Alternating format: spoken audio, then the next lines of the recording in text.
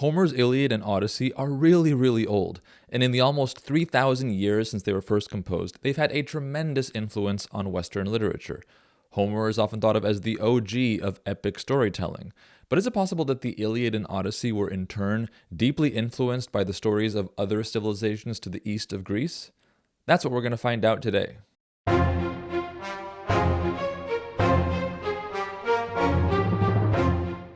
Hi, I'm Lantern Jack, and you're listening to another episode of Ancient Greece Declassified. For thousands of years, Homer's Iliad and Odyssey were the oldest epic narratives that Europeans knew of. But since the mid-1800s, archaeology has enabled us to peer through the depths of time and give us access to the amazing and colorful world of the late Bronze Age. We're talking roughly 1600 to 1200 BC. During that time period, one of the greatest empires around was that of the Hittites, who controlled most of Anatolia, namely what's now the territory of Turkey. If there ever was a Trojan War, the Hittites would have almost certainly been involved as adversaries of the Greeks, since Troy is part of the region they lay claim to. Now, one recent scholar, who is an expert on both ancient Greek epic and Bronze Age Hittite texts, has gathered evidence that suggests that the Mycenaeans, i.e. the Bronze Age Greeks, and the Hittites not only vied for control over parts of Western Anatolia, but they also exchanged cultural information. In fact, she claims that many of the features and plot elements in Homer's epics about Troy were borrowed from the Hittite tradition. Joining us now to discuss the Hittites and their connection with the Greeks is that scholar. Mary Bachvarova is professor of classics at Willamette University. She's the author of From Hittite to Homer, the Anatolian background of ancient Greek epic, as well as other books and articles on the oral traditions of the late Bronze and early Iron Ages. Mary Bachvarova, welcome to Ancient Greece Declassified. Thanks for having me.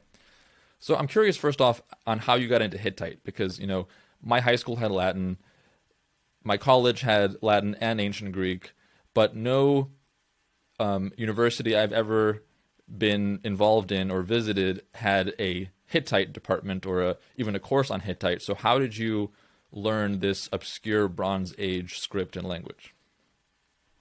No, you're exactly right. This is the problem with Hittite, is it's not widely taught. And I happened to go to the college and grad school at two of the places in the US where you can study Hittite.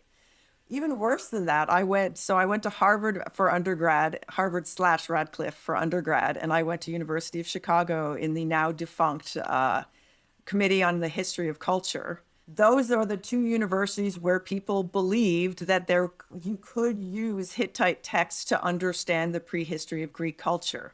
And elsewhere, that also was not taught. So I was very lucky to have the opportunity to know that Hittite existed and that it was important and have a chance to study it. But I was shocked to realize when I came to writing my dissertation that most people did not believe it was appropriate to use texts from the Hittite capital to discuss Greek prehistory. So what was it about the exploring these Hittite texts that made you start to see a connection with Homer's epics and the ancient Greek epic tradition? So when I started studying Hittite at University of Chicago under Harry Hofner, that was 1996, and what had just been published were the hand copies of a newly found epic from Hattusa. And we read that text in my first year Hittite class, in the second half of it. And that just blew my mind. And so that text, which is presented kind of like a Loeb edition. It's presented with the Hittite on one side and the Hurrian original, or a Hurrian version, Hurrian being a language that, Hurrian is a language unrelated to Hittite, and the Hurrians were a group of people that were one of the main intermediaries for Mesopotamian culture, bringing it to Anatolia. And so this text it's a cuneiform set of cuneiform tablets with the Hurrian version of this epic on one side and then a Hittite version on the other. And it's a story about the destruction of a historical city called Ebla in North Syria because its assembly refuses to release certain captives. And that is one of the plots one of the subplots of the Iliad, Wow. right? So there's, I mean, many things I want to ask you about this now. First, about the Hurrians. So the Hurrians are, what role did they play in Hattusa, the capital of the Hittites? So the Hurrians are a group of people that we know less about than we'd like to because they didn't really like to write down stuff in their own language. But they seem to they have one known relative, which are the Urartians, who are up in Armenia in the Iron Age, and they seem to have come down from the Caucasus in the third millennium, we think, and come into northern Mesopotamia and there begin to absorb Mesopotamian culture. So they're speaking a language that's radically different from Sumerian or Akkadian or Hittite, but they create a empire, or they have fairly strong political and military control over a large part of Mesopotamia, northern Mesopotamia, going into northern Syria and then eastern Anatolia at the beginning of the late Bronze Age. And so the Hittites at first come into contact with them as adversaries on that eastern border of the Hittite world. And eventually they start, first of all, they crush the so-called Mitanni Empire, the Hittites do. And then they start to absorb Hurrian elements, particularly first in part through dynastic marriages and in part through cultural adaptation from the Hurrian Luvian symbiosis that's going on in southeast Anatolia. So is it kind of like the Austrians and Hungarians, that it started off as enemies and became the Austro-Hungarian Empire? Well, the Hurrians lose all political power. They only have, let's say, cultural power. Yeah. Maybe that makes sense, through their performers. And even from the very beginning, our earliest attestation of Hurrians and Hurrian is in magical spells. So they seem to be great performers of verbal art. And maybe that's one of the reasons they choose not to write down stuff, because they're very invested in their language being used for performance rather than administrative purposes. So the country of the Hurrians is Mitanni, is that correct? The Mitanni Empire or Federation is a group of cities that's gathered together or form alliances and did a pretty good job of conquering a fair part of northern Syria and eastern Anatolia. Now, my knowledge of this is a little hazy, but I remember reading that the Mitanni language, which I guess is Hurrian, is closest to Indic languages of India. Is that the current understanding, or? Oh, well, do you really want to open this can of worms right now? Hopefully it'll be a very small can of worms, but if you, yeah. They borrow the Mitanni Hurrians when they're in northern Mesopotamia in the beginning of the second millennium are influenced by some elements of Indic culture, particularly the spoke-wheeled horse-drawn war chariot and the related technology of the laminated compound bow. There seems to be there is an incorporation at the very upper echelons of a group of these Indic-speaking or Old Indic-speaking peoples who bring other cultural features with them, I would argue. But that's a whole nother can of worms. Right. So Mitanni Hurrian is kind of more to the east and maybe a little bit more recent version of Hurrian, and mainly attested in a few letters from Amarna in Egypt. And Boazkoi Hurrian, or the Hurrian that's recorded among the Hittites, is a little bit of a different dialect, a little bit older. Okay, also. So I guess the upshot of all this that's relevant for our conversation is that the Hittite Empire, the Hittite capital, Hattusa, is a kind of melting pot. It's a cosmopolitan center. There's a lot of different languages. There's at least one other... Well, I mean, I think you mentioned in your book that there's 7 languages that have been found in the archives of Hattusa. So the Hurrians are another Indo-European distant relative. No, they're not. Okay. Hurrian has only one known relative. Oh, wow. Oh, They have a small amount of cultural admixing at the very upper echelons of society, but that's it. Particularly centered around horse training and other activities like that. There's some other possibilities, like they might bring customs around treaties and other things like that. It's a couple of gods, but the Hurrians that are coming into contact with the Hittites are sort of North Syrian with some mixture of Caucasian culture and admixture, also of big admixture of Mesopotamian culture. So the Hurrians themselves are a melting pot too. Okay, so you have the Hurrians as one major linguistic group besides the native Hittite speakers, the speakers of Nashili, I guess is what they called their own language. And you have also Akkadian influences from Babylonia in the south. Yeah, so how would you characterize the main cultures and cultural mixtures happening in Hattusa at this time of 1500 BC or so? So the Hittites are the dominant group of people there, but even Hittite, as far as we can tell, is mostly being used as an administrative language, and that the closely related language of Luvian is what normal people would have spoken. So there are two Indo-European languages being spoken and used there, but we also have evidence for the original indigenous language called Hattic or Hattian, a very language isolate used by scribes who don't actually always understand what they're writing for magical incantations and prayers. And we also have a couple of other languages closely related. Well, one closely related to Hittite called Palaic, which comes from the northern regions. Hittites are also, so the Hittites are very interested in collecting local cultural features, particularly around efficacious verbal art, because they suffer from famine and disease and other things like that. So they cultivate the habit of recording texts in all these different languages by prestigious performers, or texts that present themselves as by prestigious regional performers. And that's one of the reasons why we have so many different languages attested there. They also absorbed the standard scribal culture of Mesopotamia with Akkadian and a little bit of Sumerian as the basic original language that you practice writing in. And then comes in the Hurrian admixture, which is both, which itself is a mixture of stuff that's coming down from the Caucasus. So Hurrian mythology has elements of mythology that are still found in the Caucasus today, and a big admixture of Mesopotamian material. So the Hittites are actually getting Mesopotamian material directly from scribes that are imported from Babylon and from North Syria, and they're getting it indirectly through the Hurrians.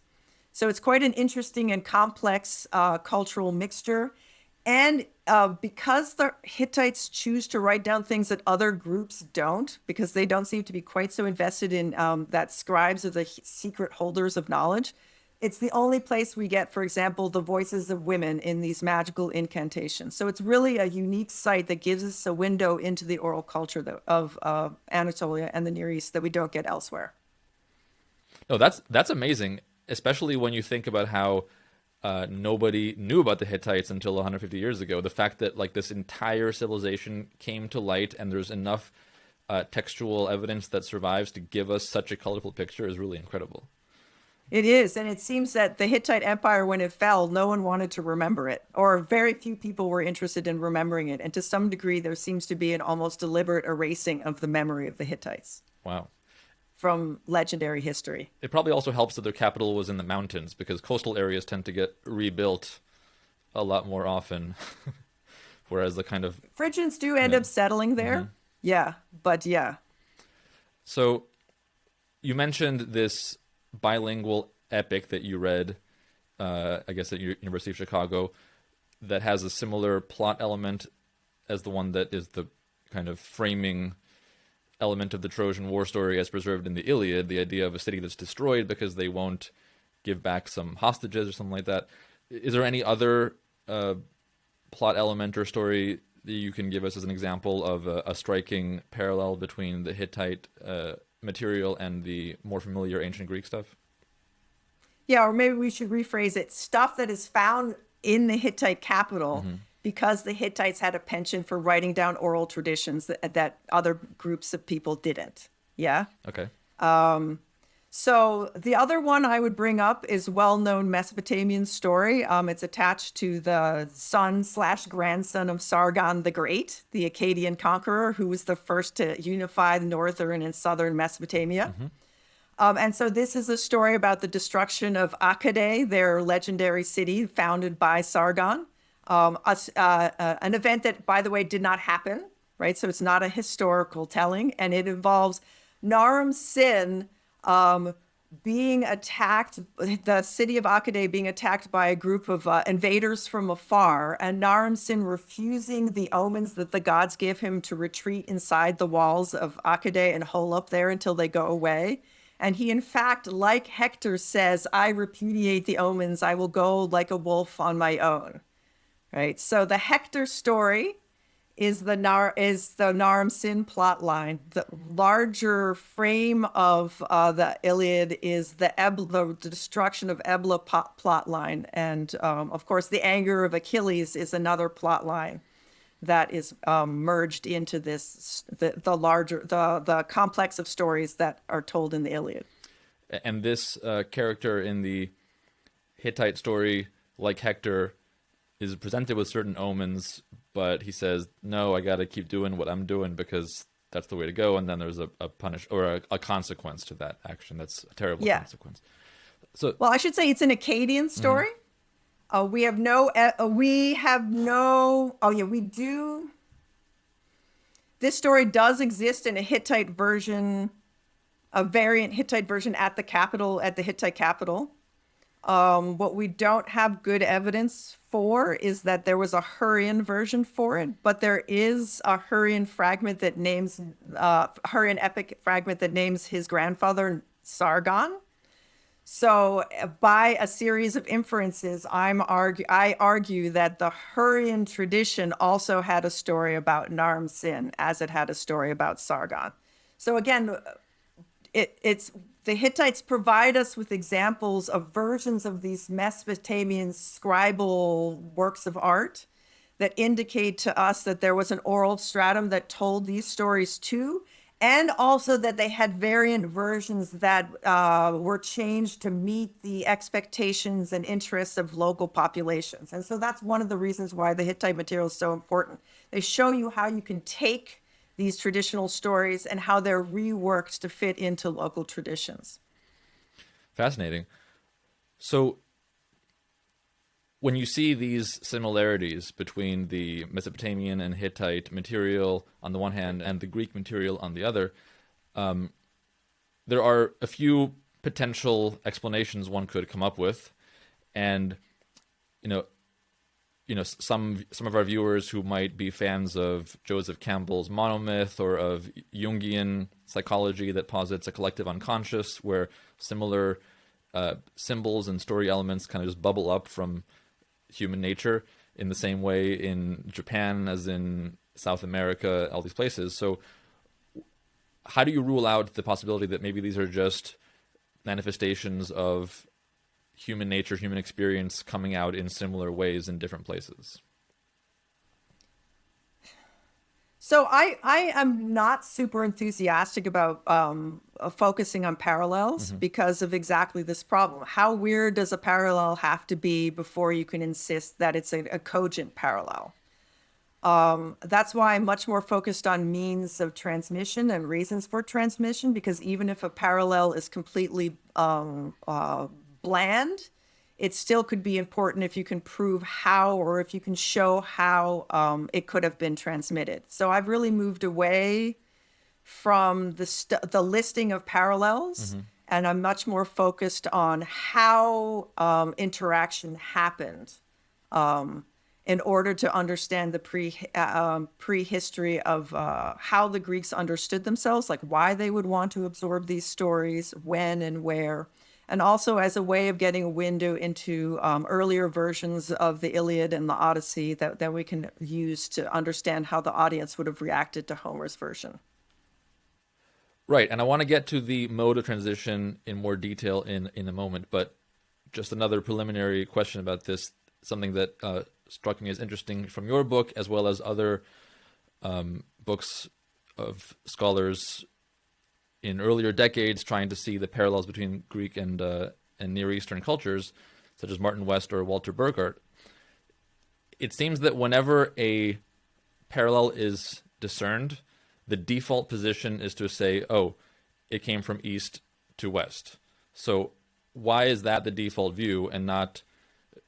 And it seems that the possibility that maybe the Greeks of that period, even if they didn't write down as much stuff or hardly anything at all, they could have still been transmitting oral stories as they were conducting shipping routes, to the Near East and so forth. So why is it the default assumption that the transmission happened from east to west? Well, the two specific motifs or storylines that I mentioned to you, they are very much attached to those two specific cities, the Akkadian and Ebla. So they start from those cities and get attached to Troy from there.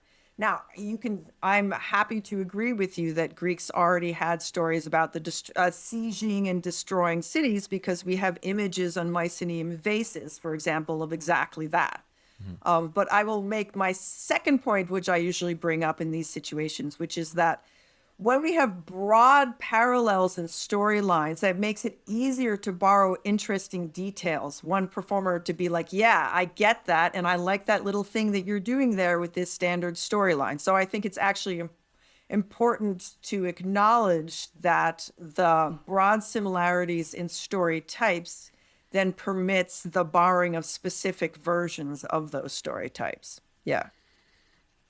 So can you just help us get into your method and mode of investigating these things? So what specific characteristics or features of the Hittite, Hurrian, or Hittito-Akkadian stories? Hurro-Hittite is what we usually say. Or Akkadian via Hittite stories. Like, what are the features there that you think, when you find similar things in the Greek material, that they bear the kind of watermark of the Anatolian version?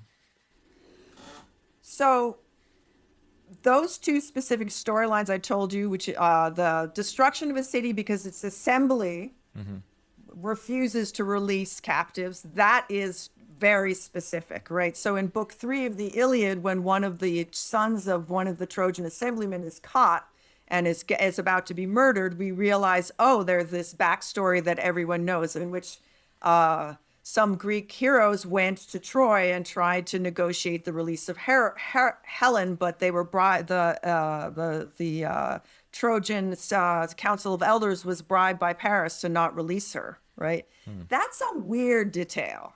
That's not just like cities are destroyed. When that parallel, I think that's a striking parallel that's worth noting.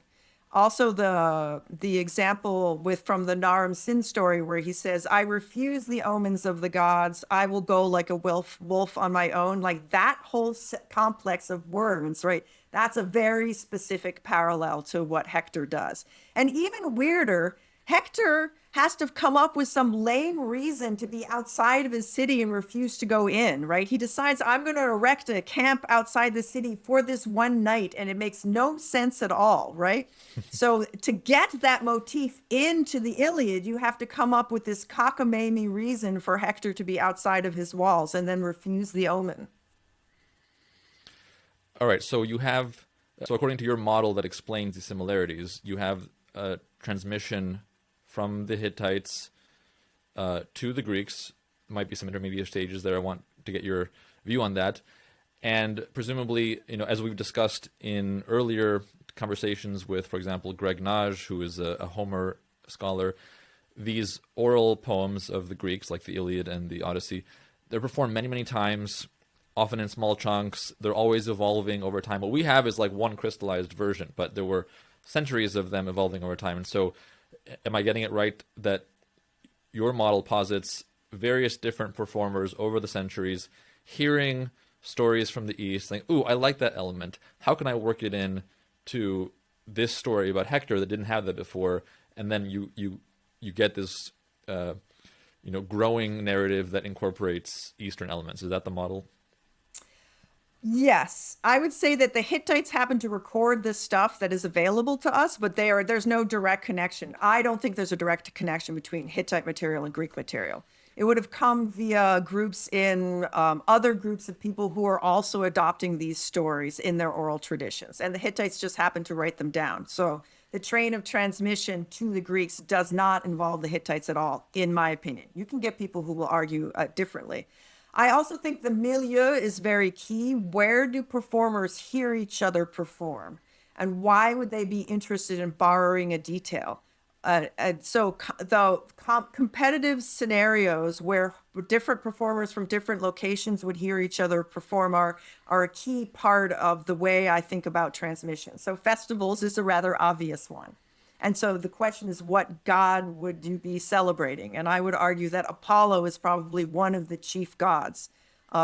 Festivals that are celebrating him, where you would have groups of people from different backgrounds coming together and performing their own traditions, and therefore having a chance to see what the other people's traditions look like. Well, before we get into the festivals, to your earlier point about how there might have been several stages between the Hittites and the Mycenaeans, so lay that out for us. Like, what are the stops on the train as it goes from Hattusa to Ionia? So you can find people who argue that there is borrowing by Mycenaeans of these Near Eastern ideas at that point, but I don't think that's what's going on. I think it happens, it survives in Anatolia and passes down across centuries until the Iron Age, in which Greeks come into contact with it in Aeolis and in Ionia. There are other locations for other important nodes of contact. Cyprus is a very important one, for example. But I think that the contact with Greek speakers is happening in the early Iron Age, and that these stories are preserved until then. So we're talking after the Bronze Age collapse, which, again, we discussed in an earlier conversation with Eric Klein, episode 2 on the podcast, for those who want to check it out. So, okay, but you have the Mycenaeans and the Hittites, and they are in contact. We have letters in the Hittite archives in Hattusa, mainly to the Mycenaeans, but one even from the Mycenaeans.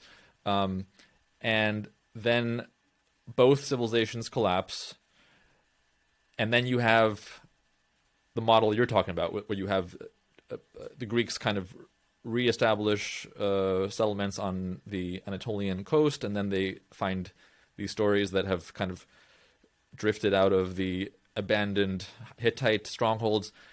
Why did the transmission start then and not earlier, when they were sending envoys to each other? It's possible. It's not impossible. I would agree with that.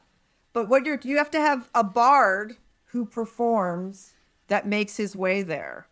So I'm very much against the idea that scribes were the purveyors of the traditions. And that would be one of the ways in which I differ very strongly from Walter Burkert and many other people who do comparisons between Greek and Near Eastern stuff. They look at the scribal stuff and they compare it to the Greek stuff. And they basically, the model that they seem to come up with is somehow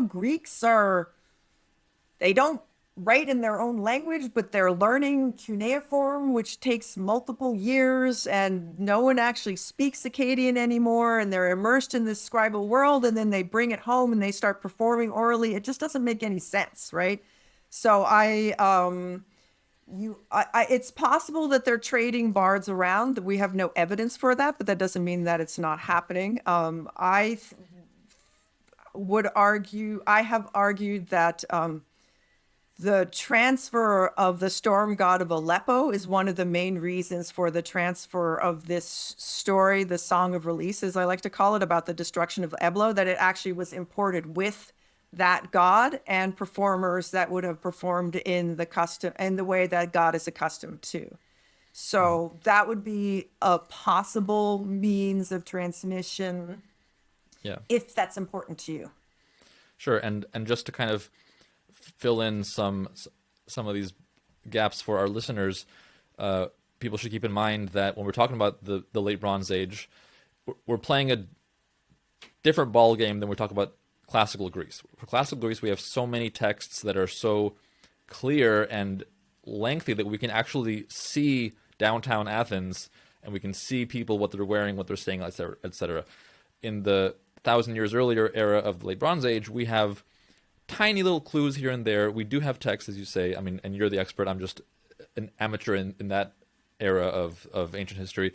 But a lot of what people have to do, scholars such as yourself, when they examine this period is to sort through tons of incomplete evidence and make a lot of leaps, and that's just part of the process. And I am totally convinced by your preference for oral transmission over written transmission. I think oral transmission is something that's more natural to humans, and it's happening all the time.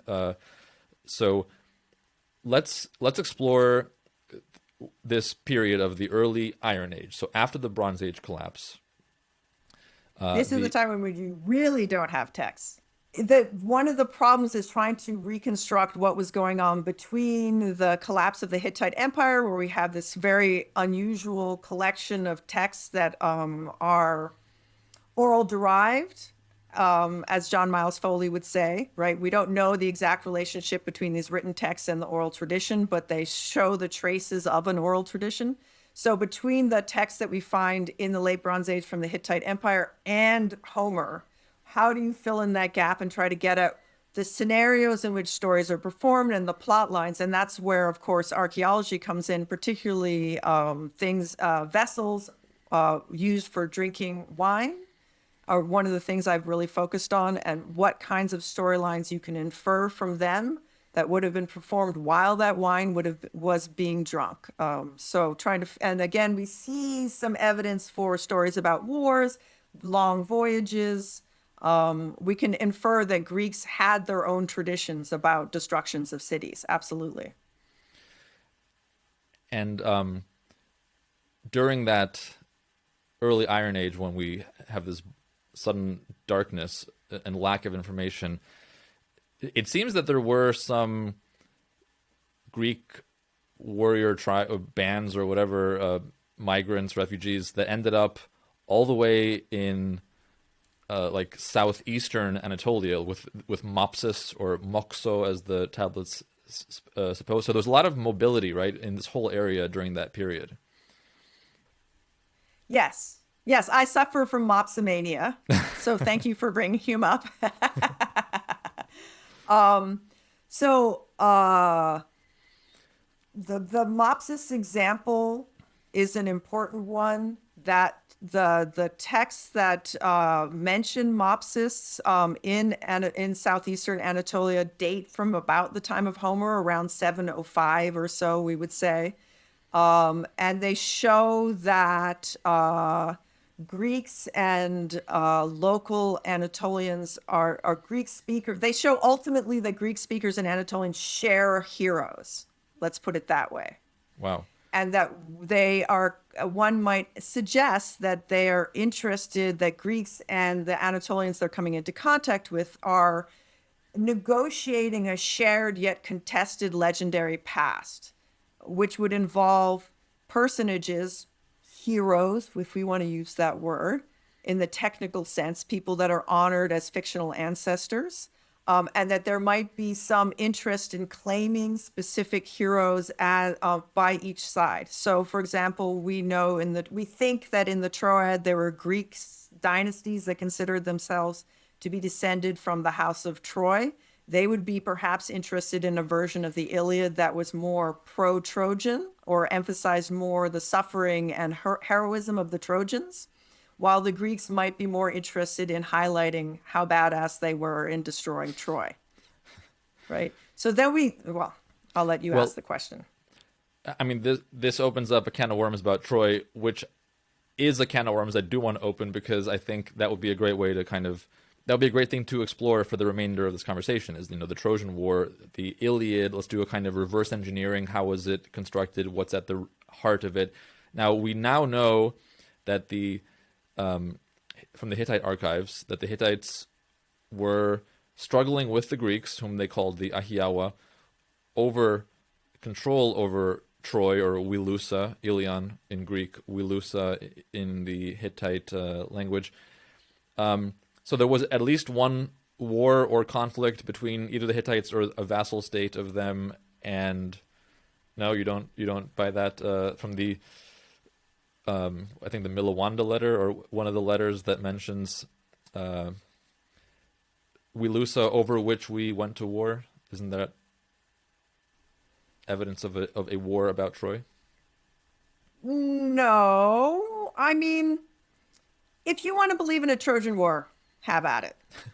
Well, I'm it's not not that I going to want to. stop I'm you. just trying to establish some starting points for our discussion. So, like, Right. so do So, you? I mean, yeah, Troy 6 was destroyed in 1300, maybe, but that probably was an earthquake. Troy 7A was destroyed seemingly in some kind of war in 1180. That would be too late for the Hittites.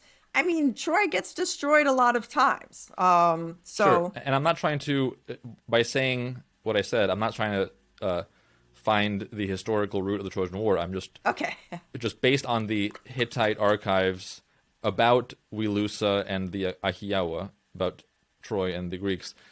Just want to establish that there was this city that was Troy, and the Hittites were aware of the Greeks, and the Greeks were aware of the Hittites, and they had conflicting interests in that region. Is that fair to say?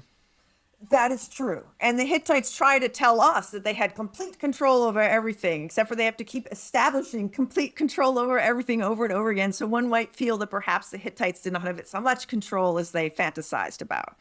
But we do know that the Hittite royal dynasty is intermarrying with the notables of the other of Miletus and Ephesus and probably Troy.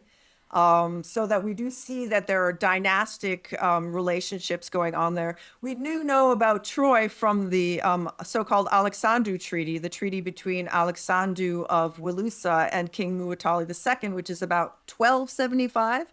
Well, first of all, we see that the king has a Greek name, so we can see that there's intermarriage at the highest echelons among Greeks and the local population. What language was that language of Troy? You know, we can argue about it. I like Alvin Klucker's suggestion that it's Etruscan. It could be also an early version of Lydian. We're not absolutely sure. They would have written in Hittite as their, and possibly Luvian as their administrative language. So they would have taken on the trappings of Hittite Empire in their written world, right? We also know from that treaty that the Trojan city god is named Apollonius. Now, this is something that people have fought over for a long time because the hand copy of the text is misdrawn and it looks like there's a character before the app that is not there. So for a long time, that was used to dispute that claim that there is a memory about Bronze Age Troy that their god was Apollo. But any schmuck can access the photo of this tablet now online and see that the hand copy is misdrawn. Yeah, so that's very important. When is this mention of Apollonius dated to? So about 1275. Okay, So wow. this is obviously, it's hard not to think that this is a god that is syncretized to some degree with the Greek Apollo. They have the name Apollo. Yes. It looks like it's been Greekified with an own ending, and then it's been Hittitified with an as ending. So this god has had his name achieved Rebranded. rebranded at least Yeah. twice. Got it. And we have a tiny little fragment from the Hittite archives, which involves, through a series of extrapolations we don't have to get into here, but it seems to be an augur's ritual for purification that calls on a god named Apalua. So this god before he's Greekified and before he's Hittitified. And so this god seems to have some of the characteristics of the Apollo in the Iliad, who is called upon by the local augur, the local priest, and the augur Calchas is the one who realizes why Apollo is punishing with plague the Achaean army. So this Apollo god looks like he is equated with or is a very typical southwest Anatolian deity, the Kal deity, the tutelary deity, who's a hunter with a bow who's involved in purification rituals. Okay, wow. So the Hittite testimony of Apollonius being the patron god of Wilusa, of Ilion or Troy, matches Homer's claim that Apollo is one of the main gods on the side of the Trojans. And then you have all these other coincidences like Alexandru is very, very, it must be Alexander, and that's one of the names of Paris, the alternative name of Paris. So now, setting aside whether the events as described by Homer ever happened, whether there was ever a Trojan horse, whether there was ever big walls, whether there was ever a 10-year war, right? There was a city there. It had a lot of features that Homer describes. It had some names mentioned in Homer. And at some point in the, centuries later in the Iron Age, people on the Greek side and Anatolia started telling stories about this city, right? So walk us through that process, and maybe this might be a place to bring in the festivals that you mentioned earlier. What are the contexts where people are telling stories about this city? Why are they telling these stories? And, why are festivals important for these venues where these stories are generated? So Troy's an important city. It's located in an important place. It controls the access to the Black Sea. Winds blow in the wrong direction and keep people trapped at Troy for long periods of time. So Troy is in the Middle Bronze Age, it was one of the most important cities in the Mediterranean. So Troy, like Akkadian, like Ebla, is a city of legendary status, and it sucks up plot lines attached to other cities. Let's put it that way. It looks like from the excavations that were done under Manfred Korfmann, although he himself was not very excited about the evidence that he actually unearthed, it looks like the Bronze Age ruins of the walls of Troy are being treated as an object of veneration very early on in the Iron Age. So we have the remains of a temple of a structure that faces the walls of Troy. So the leftovers of a Bronze Age structure. And in it, is evidence of cult worship of a god whose statue would have been placed so that behind the god's statue would be the destroyed walls of Troy. And then starting in the 8th century, maybe 9th century, 8th century, we start seeing the evidence for what we would call ancestor veneration. So they're these stone circles that you could have a fire on and cook a feast on, and there are multiple stone circles. So we start to get a sense that there are clans meeting at the walls of Troy. So these stone circles, which end up being about 20 of them superimposed and laid out, so not all 20 being used at once, but they're pressed up against the ruined walls of Troy. So we're seeing that Troy is a locus of memory, right, for people. And the question is, for Greeks, who are or those for people? Well, that is an interesting question. Yeah. So who are these people who are, making these circles and putting their idols before the walls of Troy? Well, the stone circles are very much associated with Greeks. So we find them in the mainland. We do find them in other Greek occupied cities like the Miletus. So when you get the stone circles by the 8th century, you're saying those are Greeks. Yeah. But who are the people who are treating the walls of Troy originally as a locus of veneration? Well, we don't know. And it would be absurd to deny that it could have been local non-Greek inhabitants. Got it. So if you fast forward a few hundred years to my area of concentration with the classical period, a lot of the Greek authors of the time claim that the Egyptians and the Persians, that they have their own memories of the Trojan War, and that they dispute what the Greeks say, and they say, no, well, actually, according to our history, this is what happened. So do you think that in the early Iron Age, in that Dark Age period, do you think there were Anatolian groups that had their own versions of a Trojan War? Yes, and I will say the main evidence for that is the Near Eastern derived storylines about destruction of city. It's the most parsimonious to assume to theorize that those stories arrived to the Homeric tradition via local Anatolians. Did you say the destruction of a city or of a particular city?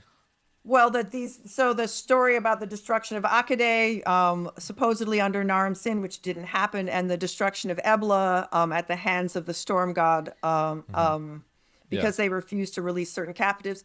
Those storylines hop from the original cities to Troy, in the same way that stories about Mount Cassius and Zeus of Cassius hop to, for example, Mount Etna in Italy.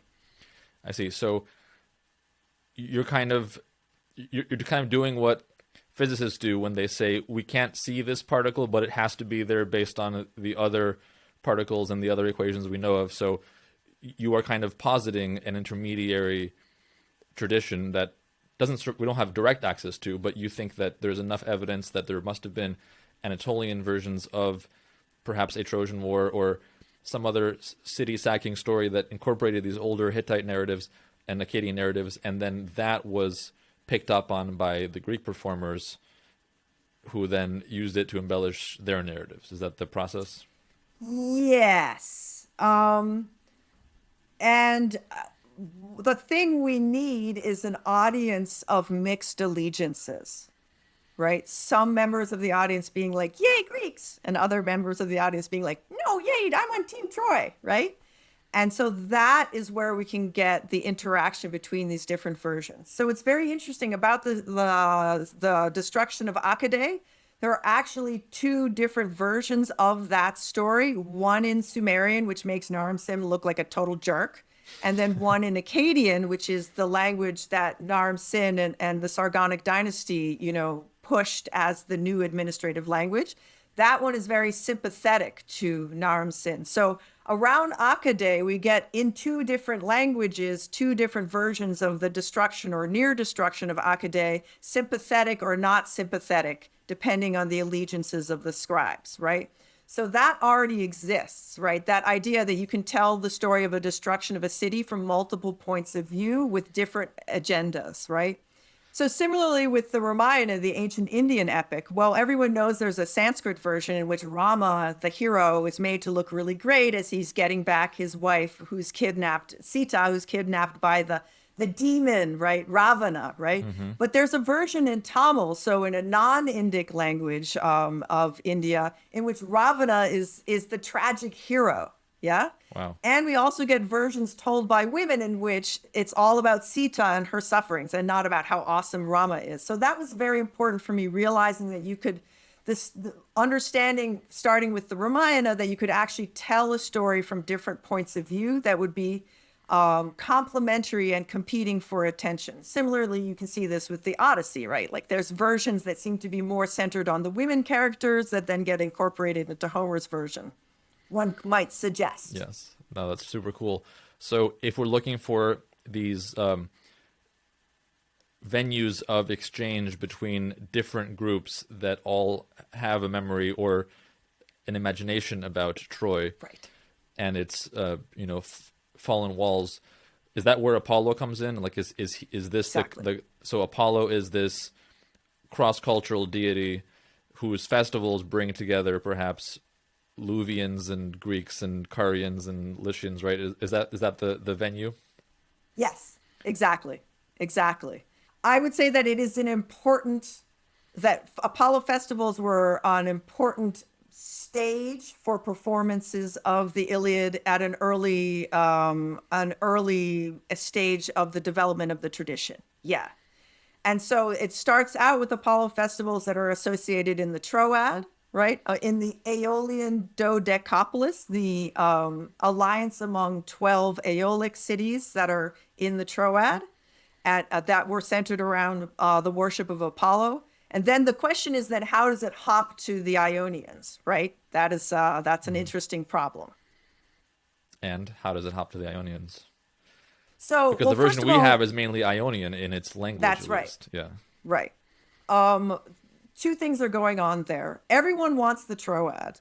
And so everyone is inventing legendary or attaching themselves to legendary history that then gives them an excuse to have control over the Troad. And the Ionians are getting into it in a later period too, particularly backed by Athens, yeah? But also, here we have to bring in the city of Miletus, another very important city in Anatolia, which was contested and shared among Greeks and Anatolians starting from the Middle Bronze Age and forward. Mm-hmm. And so the main city god of Miletus is also Apollo. And so that would have been the venue that allowed it to move out of the Troad to an area that was Ionian, that particular festival. And so I agree with Douglas Frame, who thinks that the original venue for the Pan-Ionic festival was in Miletus and moved in a later period to a different location. And there are traces in the Iliad of this Milesian stage, in terms of interest in specific characters that the Miletus considered to be part of their legendary past, specifically the Lycians like Sarpedon and Bellerophon.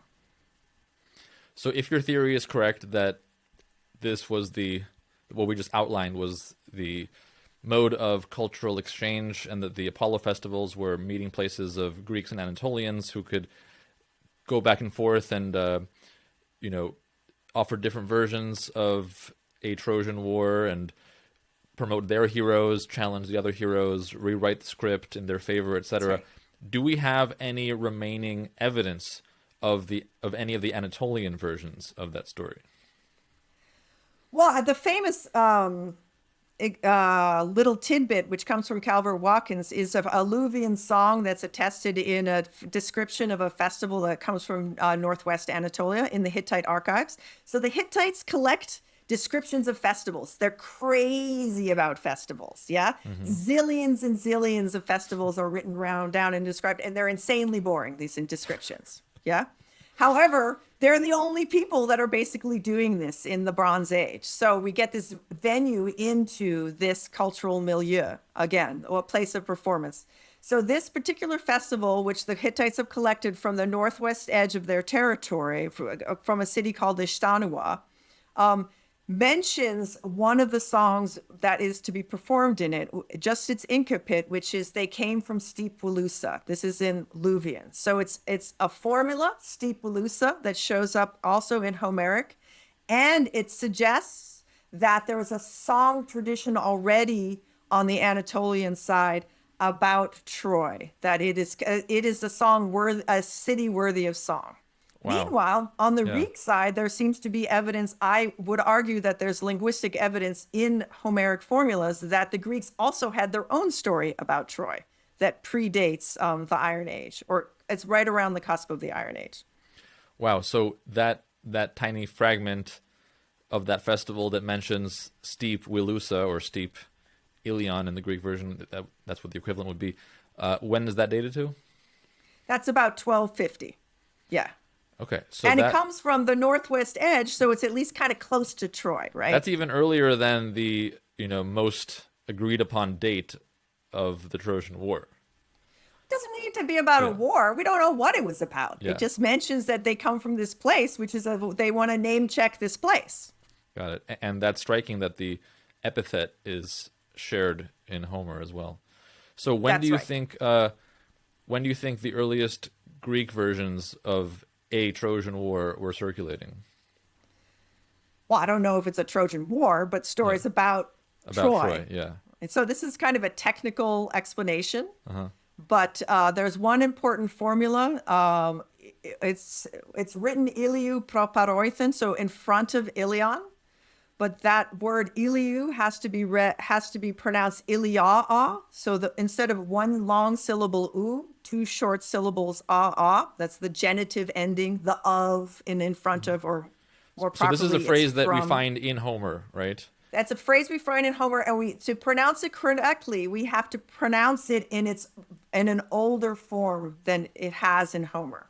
Okay, so in order for it to fit the meter of Homer, we have to say it in a form that it would not have been said in Homer's day. It must have been centuries before Homer that phrase was coined. Otherwise, it wouldn't fit the meter. And you think that with linguistic tools, you can actually figure out what that date was? Roughly, yeah. It's somewhere between 1150 and 1050. So it has to be at the point where the contraction between like vowels and adjacent syllables is starting to happen in the Greek language. And we're not absolutely sure when it is, but for that particular group, a plus a seems to be about then. Seems to be happening right around then because Attic, which is the close relative of Ionic, has a slightly different outcome of that contraction. It gets u, and Ionic gets eu, right? Wow. So it has to be, Yeah. That's so fascinating that to think that after the Bronze Age collapse, when there are still presumably some people alive who remember the collapse, there were already songs being sung about Troy. That's pretty tantalizing to think about.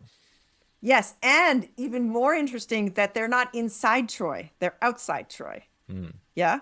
And so William Merritt Sales is the person who made the argument that the sections of the Iliad that present the Trojans in a sympathetic light and go inside Troy, that they're a later addition to the tradition.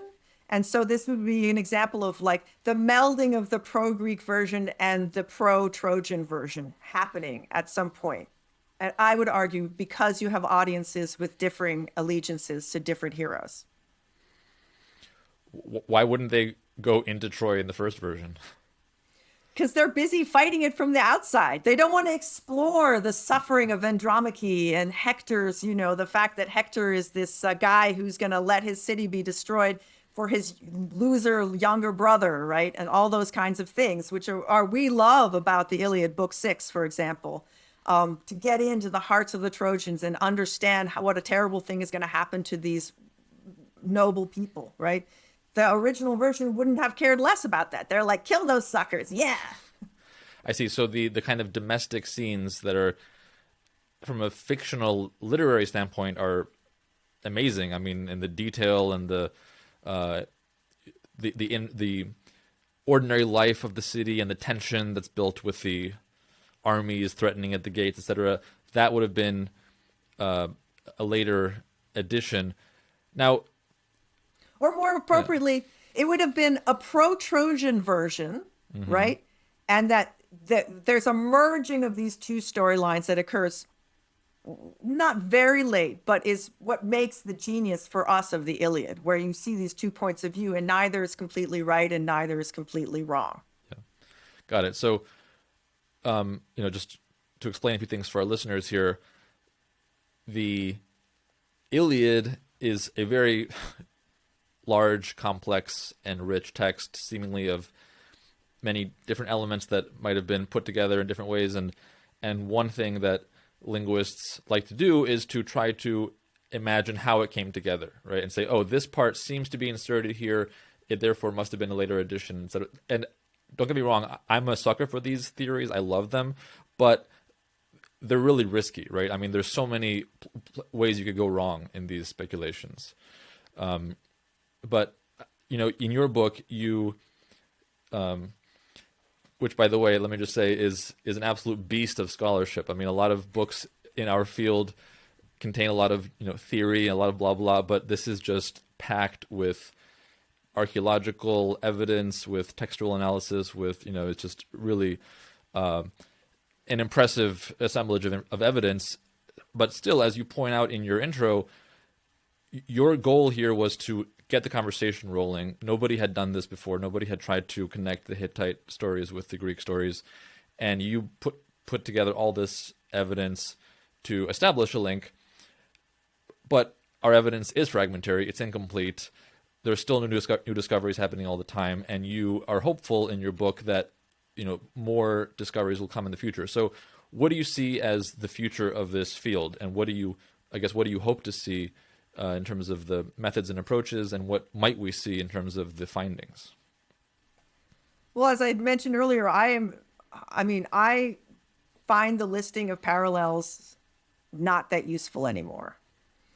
I think Martin West, in his mountainous book, if you want to talk about a book of just a huge amount of scholarship, it just lists so many parallels that even if you can discount a few here and a few there, you're left with just, yes, there is a lot of debt of Greek literature to Near Eastern literature. And so for me, I've been much more focused on the differences, how these stories are changed, and in particular, how the original audience, the putative original audience, when the story gets pulled into the Homeric tradition or the precursor of the Homeric tradition, would have appreciated the change, right? So, for example, in Book 5, when there is a scene in which Diomedes wounds Aphrodite and she scuttles up to heaven crying, and she sits in Dione's lap, who's magically now her mother in this episode. and everyone says, oh, it's not for you to go fight in war. You're the goddess of love, right? We modern scholars know that that scene is a type scene that was assigned first to Ishtar in the Gilgamesh epic, and then to Anat in the Ugaritic cycle of the Baal of the kingship of Baal. So it's a story that the original audience would have realized is a story attached to a goddess with Near Eastern elements. Aphrodite seems to be merging local Hellenic, Indo-European dawn goddess, and Ishtar, right? But the joke is that Aphrodite is not an ass-kicking war goddess like Ishtar. So when Artemis and Athena kind of chuckle together and are like, not for you, the tools of war, what they're saying is, sorry, in our tradition, your persona doesn't get to have the kind of fun Ishtar did. And the original audience would have been like, oh, I get that joke. Yeah, now as he's adapting this story to our Greek goddess, you know, she changes the storyline, right? And in the storyline herself, she doesn't understand like that her character has lost the kick-ass side of Ishtar. So I really enjoy looking for those kinds of jokes. Ways in which we can argue for the moment where the audience would have had an aha, this poet is introducing a change, and really understanding how that audience would have appreciated it.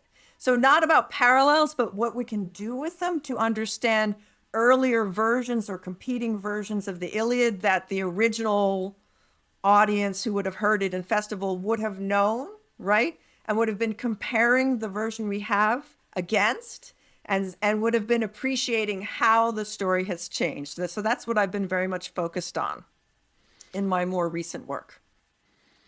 Well, it's fascinating because it's like the difference between seeing a Humphrey Bogart movie and a modern movie that uses a line from like Casablanca, right? Like we often think of the Iliad as like the Humphrey Bogart version, like the original version that had no antecedents, and then when you bring in all this context from other civilizations, then you see it more as the 21st century director who is dropping all these allusions to earlier movies that those audiences would have known about, but we don't know. So thank you very much for coming on the show and for, you know, giving us that background information. Mary Bachvarova, it's been a pleasure. Thanks a lot.